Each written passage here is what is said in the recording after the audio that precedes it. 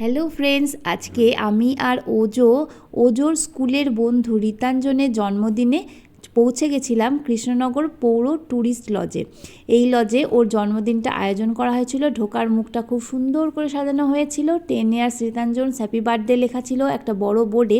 আর এদিনকে গরমটা খুব কম ছিল, কারণ আগের দিন বেশ ঝড় বৃষ্টি হয়েছে, তাই ওয়েদারটা এত সুন্দর ছিল যে আমরা বেশ এনজয় করতে পেরেছি। খুব বেশি একটা কষ্ট হয়নি। আর ঢোকার মুখেই বাঁদিকে একটা সুন্দর গণেশ ঠাকুরের মূর্তি ছিল, যার সামনে দাঁড়িয়ে সবাই ছবি তুলছিল।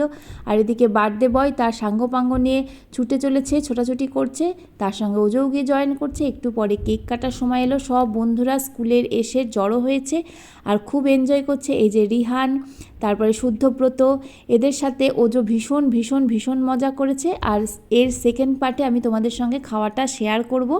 আর এই যে মা আর ছেলে সুন্দর করে ছবির পোজ দিচ্ছে, তারপরে কেক কাটা হলো। এখানে গিয়ে সবচেয়ে বড় পাওনা হলো আমার অনেক বন্ধু হলো, কারণ আমি তো ওজোর স্কুলে খুব একটা যেতে পারি না, তাই ওখানকার বন্ধুদের মা বাবাকেও সেভাবে চেনা হয়নি।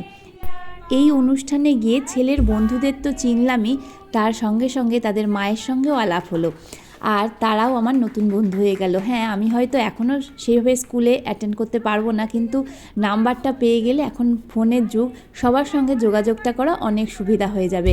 আর ওরা কিন্তু ভীষণ ভীষণ ভীষণ এনজয় করেছে। বাচ্চারা চকলেট কেক খুব এনজয় করেছে। আশা করি রীতাঞ্জন সামনে এগিয়ে যাবে, ওর পথ মসৃণ হোক, ঈশ্বরের কাছে এই প্রার্থনা করি।